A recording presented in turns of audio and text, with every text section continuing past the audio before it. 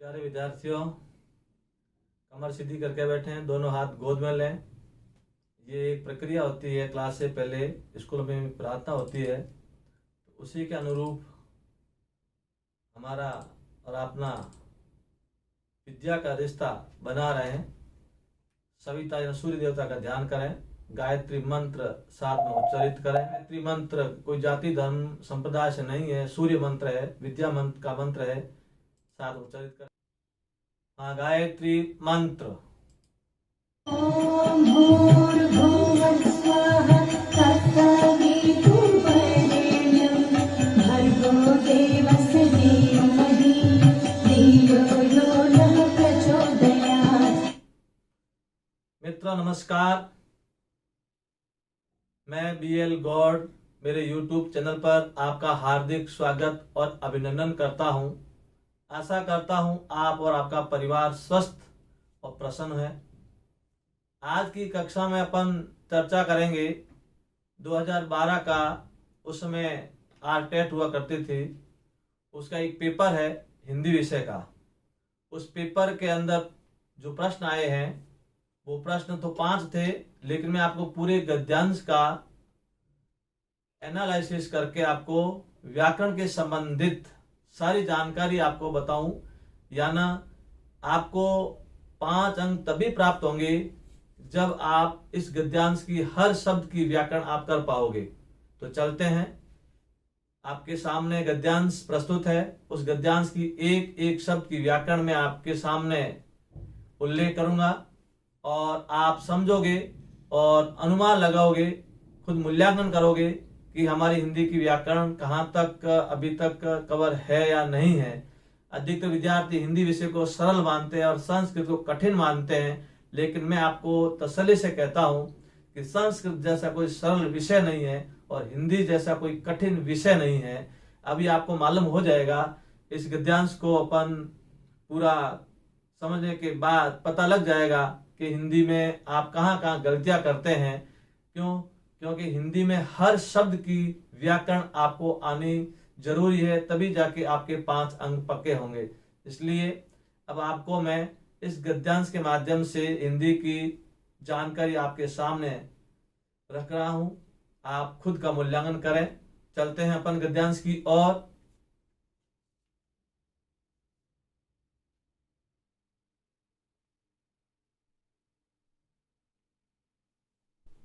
तो चलिए, अपन 2012 का जो पेपर है हिंदी में, आपको 5 प्रश्न पूछे गए थे।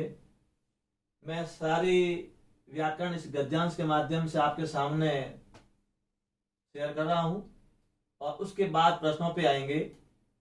चलते हैं एक एक शब्द की व्याकरण। जैसे यहाँ फ्रांस शब्द है, फ्रांस शब्द आपको पूछ लिया जाए, फ्रांस शब्द है संज्ञा सर्वनाम क्रिया विशेषण। तो फ्रांस शब्द अपने आप देश का नाम है। किसी व्यक्ति वस्तु स्थान प्राणी आदि के नाम का बोध होता है, उसे संज्ञा बोलते हैं। क्या बोलते हैं? संज्ञा। तो फ्रांस है वो संज्ञा है। यदि दूसरा प्रश्न इसी में बनता है कि संज्ञा कौन सी है, तो किसी देश का नाम आता है व्यक्ति वस्तु स्थान प्राणी का, तो व्यक्तिवाचक संज्ञा। तो ये कौन सी संज्ञा हो जाएगी? व्यक्तिवाचक संज्ञा। अब इसमें तीसरा प्रश्न बनेगा, वचन कौन सा है? एक वचन। लिंग कौन सा है? पुल्लिंग। तो अब ये एक शब्द की कितनी आपको व्याकरण निकली। इसी प्रकार से आगे बढ़ते हैं। फ्रांस के प्रसिद्ध, अब दूसरा है प्रसिद्ध। यहां पे यही पूछा जाता है, तो यहां पे है के पर सर्ग। अब प्रसिद्ध में पूछा जाए, उपसर्ग क्या है? प्र। मूल पद क्या है? सिद्ध। और इसका प्रश्न बनता है प्रसिद्ध में संधि कौन सी है? तो प्रसिद्ध में संधि हो जाएगी प्रसिद्ध प्लस भ भी होती है और प्रसिद्ध प्लस ध दोनों होती है। दोनों कैसे होती है? एक संधि है उभय विकार, यानी ये जो संयुक्त व्यंजन ध्वनि द के साथ ध बीच में आता है, शब्दों के बीच में, वहां उभय विकार लगता है। वहां द का तो हो जाता है त और ध का हो जाता है ह। जैसे ये प्रसिद्ध है तो द को तय बोलते हैं, तो इसकी जगह कभी आता है तो एक तो प्रसिद्ध द कहो, चाहे त कहो, चाहे ध कहो। इस प्रकार से इन तीनों में कोई एक अक्षर आता है तो ये संधि होती है, और ये नहीं होगी तो दूसरा नियम इसका ये है, जो जसत विधान होता है उसमें क्या होता है 3/4, यानी शब्द के अंत में जो संयुक्त व्यंजन के साथ द ध आ जाए तो द तीसरे का मान लो चौथा हो जाता है, तो त थ द अर्थात द का ध हो जाएगा। इसीलिए द का ध हो गया, ये आधा अक्षर है ही, और पिच वाला में से पूरा होता है ध। ये दोनों सही है। यदि दोनों आती है, ध्यान देना बंधुओं, दोनों आती है तो इनमें से जो भी आता है वो राइट कर लेना, और दोनों में एक आती है वो कोई भी कर सकते हो। ध्यान देना, अधिकतर इनको सही मानते हैं, लेकिन दोनों आती है तो आप इसको राइट करें ह वाली। आगे दार्शनिक शब्द है। अब आपको मैं इसमें पूछ रहा हूं, दार्शनिक शब्द में मूल शब्द और प्रत्यय क्या है? तो दर्शन प्लस क्या हो जाएगा इक। ध्यान देना, दर्शन प्लस इक, यानी दर्शन मूल शब्द और इक हो जाएगा प्रश्न, मान लो प्रत्यय हो जाएगा। दर्शन शब्द से दार्शनिक बन गया। अब दर्शन पूछा जाए तो दर्शन शब्द अपने आप में कौन सा लिंग होता है? जैसे आपका दर्शन हुआ, आपके दर्शन हुए, चाहे आप लग एक वचन रहे हो, लेकिन दर्शन शब्द हमेशा बहुवचन में प्रयुक्त होता है।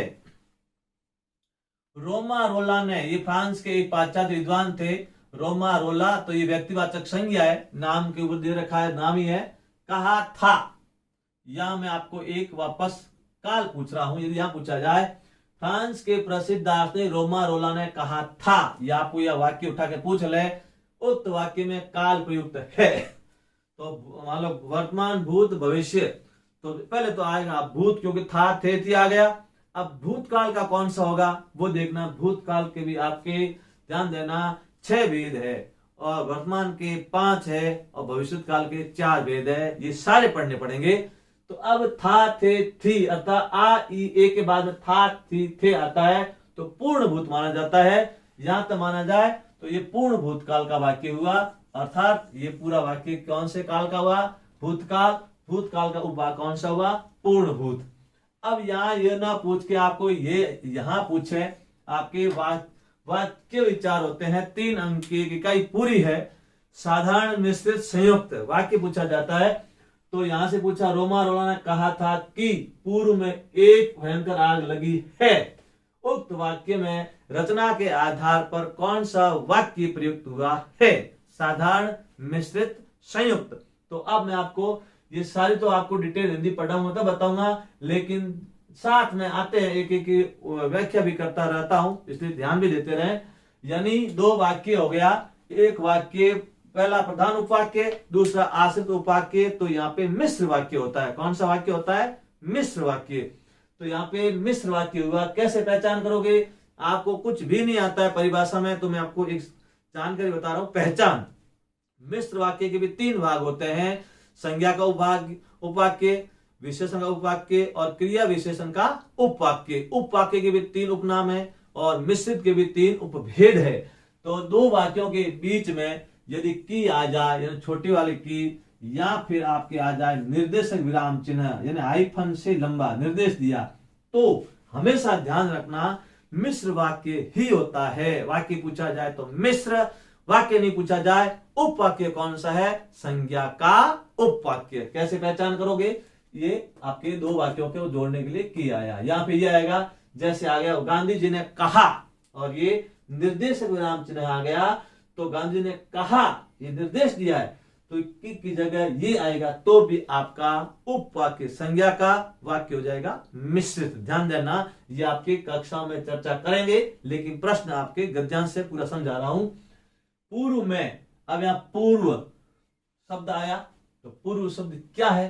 पूर्व, पश्चिम, उत्तर, दक्षिण। एक तो दिशाएं भी होती है, और यहाँ पूर्व में एक, तो अब यहाँ दिशा है क्या? यानी पहले। ध्यान देना, ये दिशा नहीं है। पूर्व और पश्चात, ये पूर्व पश्चात का विलोम शब्द है, बाद वाला ये पहले वाला। मैं ध्यान देना, एक। अब एक शब्द क्या है? एक संख्या का ज्ञान होता है। संख्या आती है विशेषण में, और विशेषण भी कौन सा है? संख्यावाची विशेषण। संख्यावाची विशेषण में कौन सा? निश्चित, अनिश्चित। एक निश्चित दिया हुआ है तो निश्चित संख्यावाची विशेषण होता है। लेकिन अब यहाँ एक शब्द किसके लिए आया है? अब यहाँ विद्यार्थी क्या करेंगे, एक शब्द को यदि आगे नहीं जाएंगे तो यहाँ एक सीधा ढूंढेंगे कि संख्यावाची विशेषण। ऑप्शन बता रहा हूं क्या क्या आएंगे, ध्यान रखना। संख्यावाची विशेषण, परिमाणवाचक विशेषण, निश्चित संख्यावाची विशेषण और निश्चित परिमाणवाचक विशेषण। यदि ये चार आ जाए तो विद्यार्थी यदि इनको एक को शब्द देख के आगे नहीं पढ़ेगा तो वो संख्यावाची विशेषण का निश्चित कर लेगा, उसका गलत होगा। क्यों होगा? क्योंकि पूर्व में एक भयंकर आग लगी थी। ये किसके लिए आया है? आग। क्या आग को गिन सकते? आग का फैलाव होता है, ध्यान देना। मां पे लंबी चोट कितने दूर हुई है, तो ये संख्यावाची विशेषण नहीं होगा बंधुओं। क्या हो जाएगा? परिमाणवाचक विशेषण होगा। वो भी ध्यान देना, बहुत खतरनाक सवाल है। एक शब्द आता है, जो विद्यार्थी एक को सीधा एक देख लिया और आगे नहीं बढ़ा तो वो ध्यान देना प्रश्न को गलत करेगा। हमेशा गद्यांश आधारित प्रश्न आते हैं, वो शब्द किसके लिए आया है उस तक आपको जाना पड़ेगा। सवाल नीचे होंगे और ऊपर विद्यार्थी जाते ही नहीं है। सवाल को पढ़ के वापस पैराग्राफ की ओर जाइए, बता देंगे ये किसके लिए आया है। ध्यान देना, ये गुणवाचक भी विशेषण आए, संख्यावाचक भी आए, परिमाणवाचक भी आए, लेकिन विशेषण तो है। लेकिन विशेषण कौन सा है? परिमाणवाचक। परिमाण कैसे? माप तोल या फैलाव है। और संख्या में निश्चित अनिश्चित संख्या में होता है। ध्यान देना, बहुत खतरनाक सवाल है। आगे भयंकर, भयम प्लस कर आपकी व्यंजन संधि हो जाएगी। आग लगी थी, आग शब्द क्या है? आग शब्द संज्ञा है, सर्वनाम है, विशेषण है, क्रिया है। आग, जैसे आग बहुत कई प्रकार की, एक वैसा जैसा देखा जाए तो एक पेट में लगने वाली आग जठराग्नि बोलते हैं, और जंगल में लगने वाली आग आपको दावानल बोलते हैं, और जल में लगने वाली आग को वड़वानल बोलते हैं। तो आग तीन प्रकार की होती है हिंदी में माना जाए तो महत्वपूर्ण रूप से। तो ये जंगल में लगने वाली आग है, तो यहाँ आग शब्द आया है, तो ये जातिवाचक संज्ञा है। कौन सी संज्ञा है? जातिवाचक। जातिवाचक कैसे हुई? आग, यहाँ जंगल में लगने वाली आग है, तो आग का नाम नहीं है, वड़वानल दावानल, तो आपके व्यक्तिवाचक होती है, जातिवाचक संज्ञा है। आगे लगी है। अब यहाँ पे आपका एक क्वेश्चन बनेगा काल का। यहां से दे दिया पूर्व में एक भयंकर आग लगी है, वाक्य में कौन सा काल प्रयुक्त हुआ है? आपको दे दिया, ध्यान देना, भूतकाल, वर्तमान काल और भविष्यत काल। बताइए कौन सा? लगी है। आ ई ए के बाद में यदि है आ जाए तो आसन्न भूतकाल होगा। ध्यान देना, वर्तमान काल नहीं होगा। आ ई ए आ जाए तो हमेशा होगा सामान्य भूत। आ ई ए के बाद हमेशा है ही है आता है तो हो जाएगा आसन्न, नजदीक, तुरंत। आसन्न भूतकाल या आसन्न भूतकाल होगा। आगे बढ़ते हैं। जो कि वहां के अंधविश्वास हैं, कुरीतियां रूपी झाड़ झंकार को दग्ध करती हुई। जो कि, अब यहाँ एक ये आ गया, जो क्या है? रेखांकित कर दिया आपको। रेखांकित शब्द में प्रयुक्त है, ध्यान देना। रेखांकित शब्दों आपके शब्दों वाक्यों को जोड़ रहा है, तो अवयव भी होता है, विकारी अविकारी भी होता है। लेकिन यहाँ आपका ये जो किसके लिए आया? ये संबंध को बता रहा है। किसको बता रहा है? संबंध को बता रहा है। संबंधवाचक आपका सर्वनाम होगा। ध्यान देना बंधुओं, ये जो शब्द अव्यय नहीं माना जाएगा। ये दो वाक्यों को जोड़ रहा, आपस में संबंध बता रहा है, तो ये संबंधवाचक आपका सर्वनाम होगा। जैसे, वैसे, जो, वह, ये बीच में आते हैं। आपकी ये सारी जानकारी जो पढ़ाएंगे तो बताएंगे, अभी बता रहा हूं। वहां के अंधविश्वास, यहां वहां, ये अव्यय आपका अविकारी शब्द है। अंधविश्वास, बहुत अच्छा आपका ये प्रश्न बनता है। अंधविश्वास में पूछा जाए कि समास कौन सा है? अंधविश्वास। अंधा है जो विश्वास, विश्वास कैसा? अंधा। तो यहाँ पे अंध है जो विश्वास, विश्वास की विशेषता है। जहां विशेषण और विशेषित दोनों आते हैं वहां कर्मधारय समास का प्रयोग होता है। तो यहाँ कौन सा समास है? कर्मधारय। ध्यान देना, कौन सा हो जाएगा? कर्मधारय। एवं अव्यय है आपका। आगे आते हैं कुरीतियों। अब कुरीतियों में पूछा जाए, बहुत महत्वपूर्ण प्रश्न, ध्यान देना।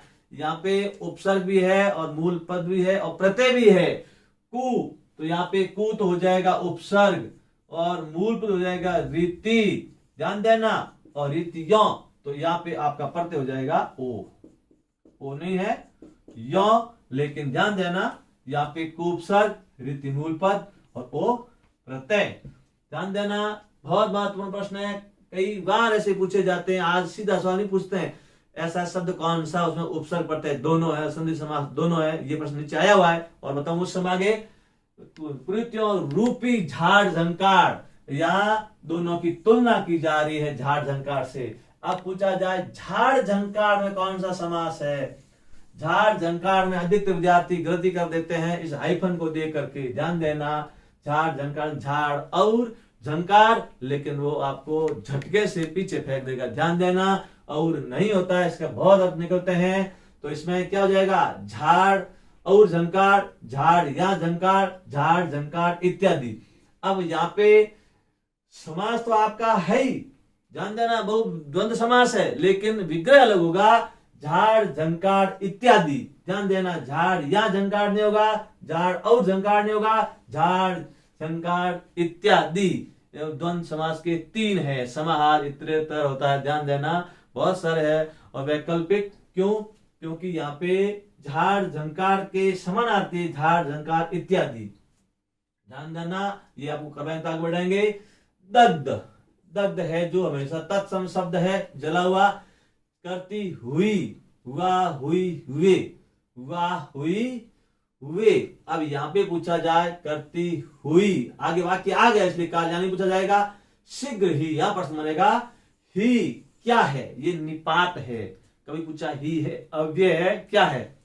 निपात अलग होता है, अव्यय अलग होता है। अविकारी 4 होते हैं, क्रिया, विशेषण, संबंध बोधक, समुच्चय बोधक, विस्मयादि बोधक। अविकारी में 4 ही है, लेकिन ये ही है वो निपात है। निपात का अर्थ बलाघात लगती है और उसे निपात बोलते हैं। और इसकी चर्चा अपन जब पढ़ाएंगे तब बताएंगे आपको डिटेल से। ही, जब भी, ये ध्यान देना, सारे निपात होते हैं। पाश्चात्य शब्द में मूल पद और प्रत्यय क्या है, यही व्याकरण बन जाएगी। पाश्चात्य क्या होगा, पश्चात प्लस य, आपका ध्यान देना, पश्चात शब्द मूल होगा और यह आपका प्रत्यय हो जाएगा। को भी अपनी चपेट में, अपनी निजवाचक सर्वनाम, अपना, अपनी, अपने, खुद की चपेट में लेना निजवाचक सर्वनाम होगा। चपेट में लेने वाली है, अब आपसे आगे देखो, वाली है, आ ई ए के बाद में है आ गया, वही आसन भूतकाल। कौन सा काल है, भूतकाल। भूतकाल का कौन सा है, आसन भूतकाल। पहचान कैसे करोगे, आ ई ए के बाद में है आ गया। डिटेल से पढ़ाऊंगा तो बताऊंगा, अभी तो केवल आपको एक पैराग्राफ हल करवा रहा हूं। आगे रोमा रोला का संकेत, संकेत संधि क्या है, सम प्लस केत। दूसरा संकेत शब्द तत्सम है, तद्भाव है। ध्यान देना, अनुस्वार वाला कोई भी शब्द हमेशा तत्सम होता है, चंद्र बिंदु वाला हमेशा तद्भव होता है। और आपके गद्यांश में तत्सम तद्भव बहुत आसान होते हैं, आपको मैं बताऊंगा जब तत्सम तद्भव करवाएंगे। 4 बात ध्यान देना, संयुक्त अक्षर तत्सम, अनुस्वार तत्सम, री तत्सम, पदेन र तत्सम, रेफर र तत्सम। ध्यान देना, ऐसे सारे शब्द होते हैं वो तत्सम होते हैं। तत्सम है संस्कृत के, सब मूल शब्द होते हैं संस्कृत के। तो ये तत्सम शब्द है, सम प्लस केत, अब व्यंजन संधि है।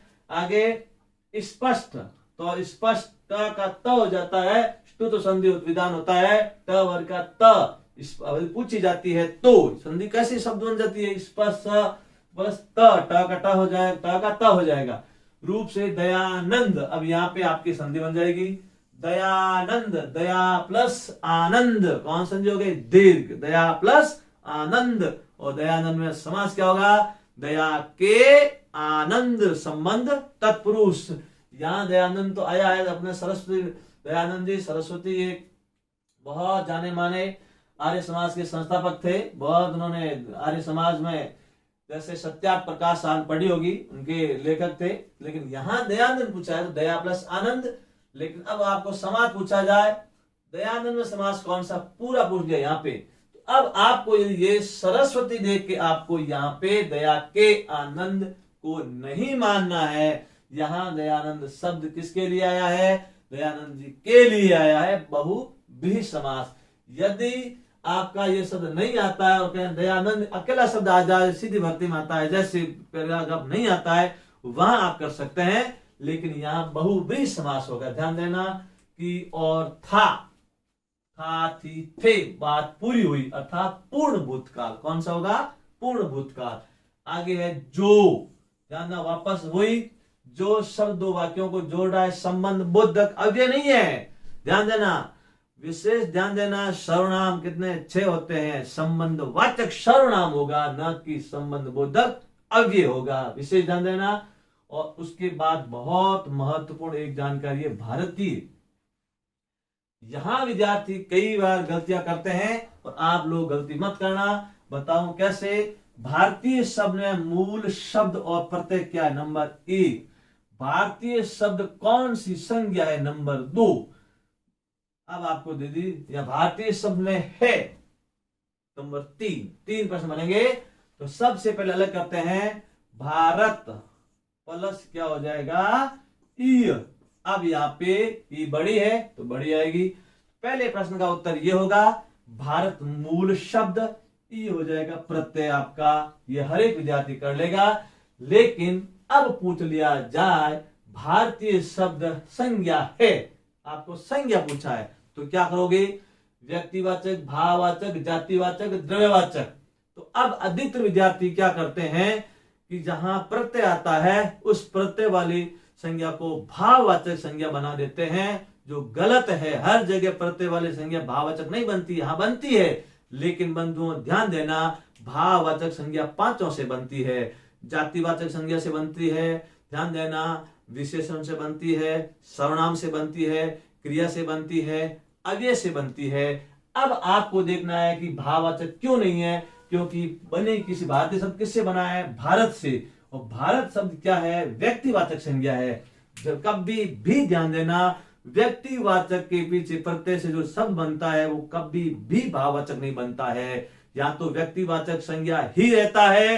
यदि विकल्प में व्यक्तिवाचक संज्ञा नहीं है तो विशेषण माना जाएगा, लेकिन भाववाचक संज्ञा नहीं मानी जाएगी। इस बात को नोट कर लेना बंधुओं, ध्यान देना, कभी भी ध्यान देना। जब मैं संज्ञा शब्द करवाऊंगा आपके, उस समय सारी डिटेल बताऊंगा, लेकिन एक बात ध्यान देना, यदि व्यक्तिवाचक के पीछे प्रत्यय आता है तो कभी भी भाववाचक नहीं बनती है, भाववाचक बनती है जातिवाचक से। ध्यान देना, तो यहाँ पे व्यक्तिवाचक संज्ञा ही होगी। लेकिन अब आपको व्यक्तिवाचक संज्ञा नहीं दी है तो आपका विशेषण हो जाएगा। क्या हो जाएगा? विशेषण। अब दोनों यदि क्या करना, तो वाक्य पूरा जाओ, भारतीय जन जागरण के पुरोधा के रूप में, भारतीय जन जागरण के पुरोधा के रूप में उभर कर सामने आए। अब यहाँ पे ध्यान देना, भारतीय जन जागरण के इनकी कौन उभर कर आए? दयानंद सरस्वती। तो अपने देश की विशेषता बताई, तो ये विशेषण हो जाएगा। ध्यान देना अच्छी तरह से। अब ये व्यक्तिवाचक संज्ञा और विशेषण आए तो यहां अपने देश की विशेषता को प्रकट कर रहा है। व्यक्तिवाचक संज्ञा नहीं करोगे, विशेषण करोगे। क्या करोगे? विशेषण करोगे। यदि विशेषण नहीं है तो व्यक्तिवाचक संज्ञा ही होगी, भाववाचक नहीं है। और व्यक्तिवाचक संज्ञा आ गई, भाववाचक भी आ गया, विशेषण आ गया, तो आपको विशेषण करना होगा। क्यों? क्योंकि यहां है जो देश की विशेषता के रूप में प्रकट कर रहे हैं।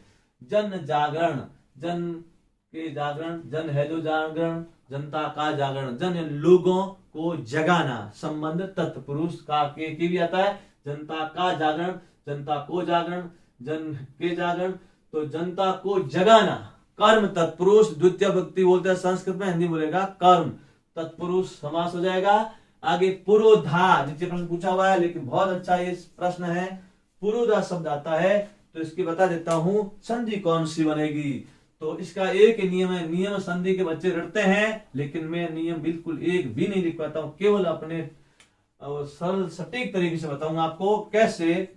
अब यहाँ आपको देखना है, जैसे पुरोधा शब्द है तो पद के मध्य ओ आया, ओ के बाद स घोष आ जाए। हमेशा ध्यान देना, ओ के बाद क्या आ जाए? स घोष। स घोष कौन से हैं? चर्चा वर्ण विचार में करेंगे, लेकिन तो बता देता हूं, हर वर्ग का तीसरा चौथा पांचवा वर्ण, वर्ग होते हैं 5, क च ट त प, हर वर्ग का तीसरा चौथा पांचवा वर्ण आता है। और यहाँ उसके साथ और भी है, य र ल व ह, और सभी स्वर। तो स्वर ऐसे संधि में तो आएंगे नहीं, लेकिन स घोष होते ये है। स घोष कहो चाहे घोष कहो, वर्ग का तीसरा चौथा पांचवा, य र ल व ह, किसके बाद? ओ के बाद। हमेशा विसर्ग संधि होगी, हमेशा विसर्ग संधि होगी। और विसर्ग संधि का उत्तर विधान होगा पुरः प्लस धा। कभी भी ध्यान देना, यानी पद के मध्य ओ में गुण भी होती है, तो गुण तो अ आग के बाद उ से होता है, डिटेल कराऊंगा जब गुण बताऊंगा तब। लेकिन गुण में अ के बाद उ और उ होता है, यहाँ अ आग के बाद उ और उ होगा नहीं। दोनों आते तो आप तुलना करके दोनों करके कर सकते हैं, पूरा प्लस उदा बैठेगा नहीं, तो पुरः प्लस धा।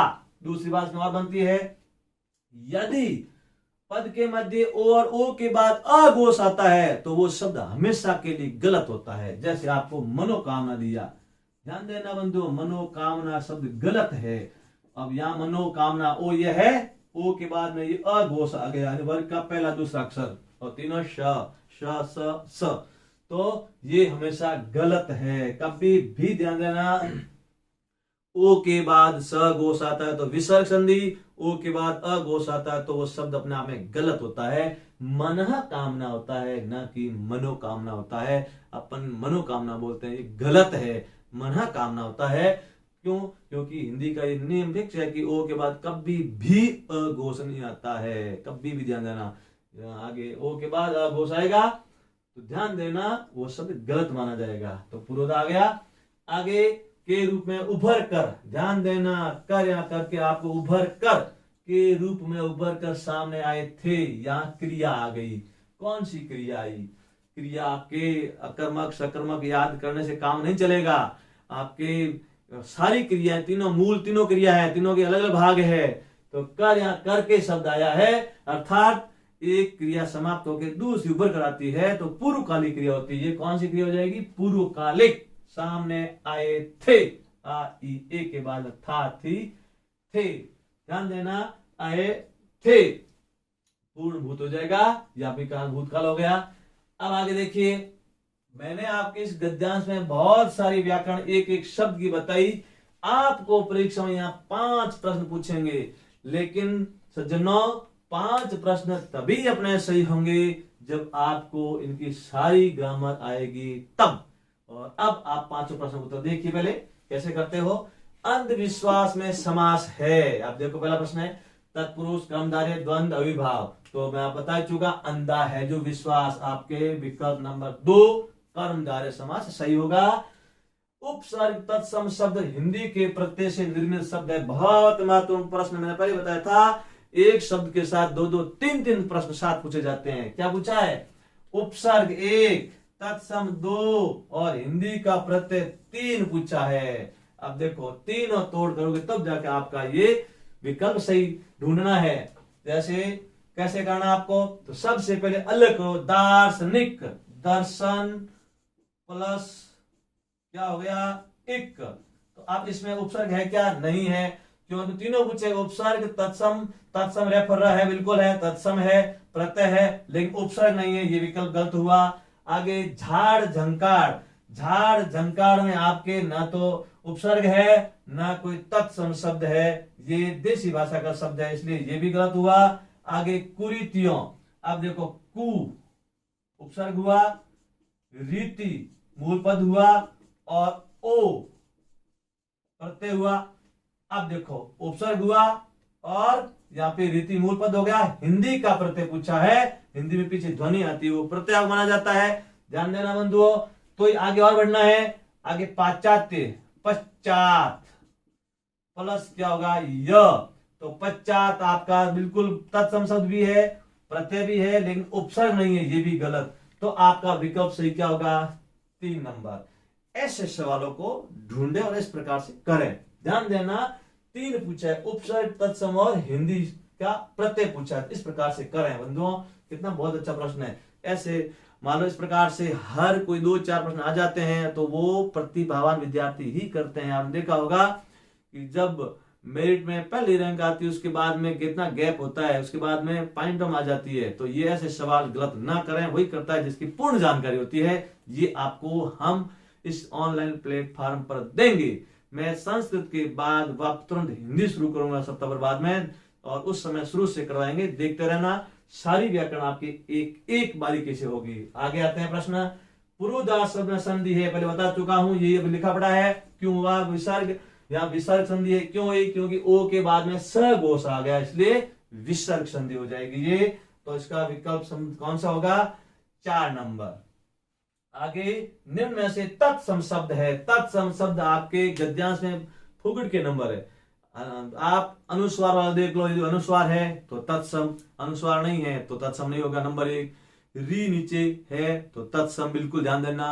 और आपका र पदेन और रेफर, एक ऊपर र होता है रेफर बोला जाता है, मध्य नीचे होता है पदेन बोला जाता है, वो है तो तत्सम, ध्यान देना। संयुक्त व्यंजन बीच में आ गया तो तत्सम, ऐसे शब्द है तो आप तत्सम, नहीं तो सारे दूसरे शब्द तद्भव और देशी विदेशी होंगे। यानी गद्यांश के आधार पर तत्सम बता रहा हूं, बाकी तो तत्सम तद्भव की बहुत सारी और पहचान होती है, ध्यान देना। संयुक्त व्यंजन क्षत्रज्ञ है, ध्वनिया होती है, संयुक्त व्यंजन है, ध्वनिया है, जैसे एक साथ शब्द के साथ दूसरा, एक वर्ण के साथ दूसरा वर्ण मिला हुआ हो, ऐसी बताएंगे आगे तत्सम के अंदर। तो अब यहाँ देखिए तत्सम के यहाँ पे संकेत पहले देख लो आप, अनुस्वार मिला हुआ, ठीक है। तो ये आगे बढ़ो, यहाँ कुछ भी नहीं है, यहाँ भी कुछ भी नहीं है, यहाँ भी कुछ भी नहीं, सीधा बड़ा संकेत। निम्न में से पूर्वकालिक क्रिया का प्रयोग हुआ है। कर यहाँ करके देखो, ऊपर कर भी आया, भयंकर भी आया है। तो ऊपर जाइए दोनों में, यहाँ भयंकर आग लगी थी, भयंकर आग लगी है, अर्थात यहाँ पे भयंकर, भयम प्लस कर, यहाँ पे भयम शब्द है, आग लगी है, जो कि अंधविश्वास। अब यहाँ पे आगे ध्यान देखो, यहाँ तो है लग नहीं, लेकिन यहाँ आगे बढ़ने से पूर्वकालिक नहीं होगी, समाप्त होगी।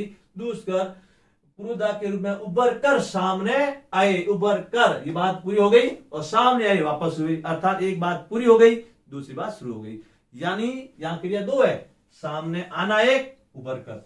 ऊपर कर तो बात पूरी हो गई, भारत के अच्छा काम किया, अर्थात पूरा काम हुआ, भारत के जन जागरण को चलाने वाले थे तो बात पूरी हुई। सामने आए अर्थात वापस जन जागरण को लाए, तो इसलिए यहाँ पूर्वकालिक क्रिया होगी भय उबर कर। ये 5 प्रश्न आपके मैंने समझाए, जो 2012 का आरटेट का पेपर है हिंदी का, ध्यान देना 5 पूछे जाते हैं, लेकिन बंधुओं 5 राइट तभी होंगे आपको इनकी एक एक शब्द की व्याकरण आएगी तब। ये मैं आपको तसल्ली से कहता हूं, सारे के सारे आपको व्याकरण करवाऊंगा, क्योंकि हर साल विद्यार्थी हिंदी और संस्कृत में बहुत अच्छे अंक लाते हैं। 98 से मेरा ये काम चल रहा है। रीट और आरटेट अभी 2011 के बाद आए हैं, पहले से ये अनुभव है, इतने सालों का अनुभव बता देता है कि एक मैं ये कह रहा हूं, आपकी थोड़ी बहुत पढ़ी हुई है, मैं आपके सामने रोज एक ऐसा गद्यांश कराऊं तो 10 दिन में आपका 10-15 दिन में पूरा रिपोर्ट हो जाता है। लेकिन मैं करवाऊंगा, आपको लाइव करवाऊंगा, ध्यान देना। ये मेरा आपको तुरंत डेट बता दूंगा, ध्यान देना। लाइव शाम को 7 बजे या 8 बजे आपके अपन चर्चा के माध्यम से आप और हम सब, ध्यान देना, चर्चा के बाद अपन लाइव आएंगे। रोज जाना आपका एक गद्यांश, एक पद्यांश संस्कृत में, एक गद्यांश संस्कृत में, और आपके शिक्षण विधियों के थोड़ा आप कोर्स आगे ले लेते हैं, उसके बाद रोज जाना, वीडियो तो आपके आएंगे ही, लेकिन लाइव क्लास है हमेशा मैं लूंगा, ध्यान देना। तुरंत घोषणा कर दूंगा, थोड़ा मेरा सेटअप सही हो जाए, अभी अच्छा है लेकिन थोड़ी कमियां हैं वो दूर कर लेंगे। काफी बहुत प्रयास सराहनीय रहा हमारा आईटी विभाग का, मेहनत कर रहे हैं और मैं आप तक पूरी कोशिश करूंगा। और ये ध्यान में पढ़ाने के बाद इसका अभ्यास करते रहो बार बार, और देखो बाद में क्या आपके नंबर आते हैं। क्यों? क्योंकि हिंदी 30 अंक, संस्कृत 30 अंक, सार तो ये है ही 15-15, देखो 15 का शिक्षण विधियां हैं और 15 का व्याकरण है, दोनों में संस्कृत में, और 1 इकाई कॉमन है, सब में मूल्यांकन है, अधिगम साधन है। तो मैं मान के चलता हूं आपको 70 और 75 अंक में करवाऊंगा दोनों सब्जेक्ट, और बाकी आपके मेथड को मिला करके। ध्यान देना 150 में से 75 अंक, कितने अंक? 75 अंक मेरिट का सिलेक्शन का मूल आधार होगा। और मैं दावे के साथ कह रहा हूं, और बच्चे जो सिलेक्ट हुए उनको पूछिए, एक बार क्लास बच्चे ने सारा सिस्टम समझ लिया, जिंदगी भर नहीं भूलेगा। केवल रटाफिकेशन से कुछ नहीं होगा कि अपने बुकें ले ली, पढ़ लिया, कर लिया, कोई मत तो नहीं, जब तक आपने उसको स्वाध्याय और उसको ग्रामर को असली तरीके से नहीं समझा। रटी हुई कोई काम का नहीं, व्याकरण भाषा का मुख होता है, इसलिए मुख पे आपके याद है वही काम की बात है, रटी हुई व्याकरण काम आती नहीं है। अब आपने अवलोकन कर लिया होगा, मूल्यांकन कर लिया होगा, मापन भी कर लिया होगा कि हिंदी सरल है कि संस्कृत है। मैं मानता हूं संस्कृत सरल है, हिंदी कठिन है। ध्यान देना, मैं हिंदी और संस्कृत दोनों को जानता हूं, दोनों से मेरे 20-25 साल से पढ़ा रहा हूं। दोनों से पाला ही पड़ा हुआ, कई बार मेरे को झटके से मेरे को भी पीछे छोड़ा है, लेकिन मैंने इसको छोड़ा नहीं, अभ्यास किया है। करत करत अभ्यास तेज जड़मति होता सुजान। ध्यान देना, इसलिए आपको मैं कह रहा हूं कि हिंदी आप सरल न माने, कभी भी ध्यान देना। और हमेशा हिंदी के पेपर में 2-4 नंबर भी आपके डिलीट भी होते हैं। सवाल क्यों होते हैं? क्योंकि पेपर बन तो जाता है, लेकिन उसके सवाल इधर से उधर गड़बड़ हो जाते हैं और बोनस दिए जाते हैं या डिलीट हो जाते हैं। आपने देखा होगा हर साल होते हैं, कोई जितनी भर्तियां होती है, क्योंकि हिंदी एक अलग ही है। केवल आपने हिंदी पढ़ी समझी नहीं है, हिंदी को केवल पढ़ी है, आपने समझी नहीं है। मैं समझाऊंगा आपको। आज की क्लास में इतना ही। ध्यान देना, हिंदी की क्लासें तुरंत आपके सामने वीडियो आने शुरू हो जाएंगे, कोई घबराने की जरूरत नहीं है। संस्कृत के साथ हिंदी, हिंदी के साथ संस्कृत, और एक वीडियो में हिंदी, संस्कृत और अंग्रेजी जो भाषाएं विद्यार्थी कंफ्यूज है, तो मैं आपको कल या परसों एक परिचर्चा रखूंगा, उसमें आपको सारी समस्याओं का या शंकाओं का समाधान कर लूंगा। कौन सा विषय भाषा पहले लेना, कौन सी बाद में लेनी, पूरी अच्छी तरह समझा दूंगा। तब तक लिए इजाजत, और शेयर करना नहीं भूलें, ध्यान देना, और सब्सक्राइब करना ना भूलें, जो अपने मित्रों तक भी पहुंचती रहे चीजें। लाइक भी करें और कमेंट बॉक्स में कमेंट भी लिखें, जिससे मेरे को पता लगे कि आपकी समस्या समाधान हो रहा, नहीं हो रहा, समझ में आ रहा है या नहीं आ रहा है। तो आज की कक्षा में इतना ही। कल अपन एक वीडियो हिंदी का देंगे जो कॉमन है, संस्कृत हिंदी में अलग पढ़ेंगे दोनों में, लेकिन भाषा का मैंने दे दिया एक। कल आएंगे शिक्षण एवं शिक्षण के प्रकार, सबसे महत्वपूर्ण है। कम से कम 4 या 5 अंक के सवाल पूछे जाते हैं। कल की बात करेंगे शिक्षण और शिक्षण के प्रकार पर। धन्यवाद। जय हिंद, जय हिंदी, जयतु संस्कृतम। सर्वे भवन्तु सुखिनः, सर्वे सन्तु निरामया, सर्वे भद्राणि पश्यन्तु मा कच्चित् दुःख भाग भवेत्। ओम शांति शांति शांति ही। धन्यवाद।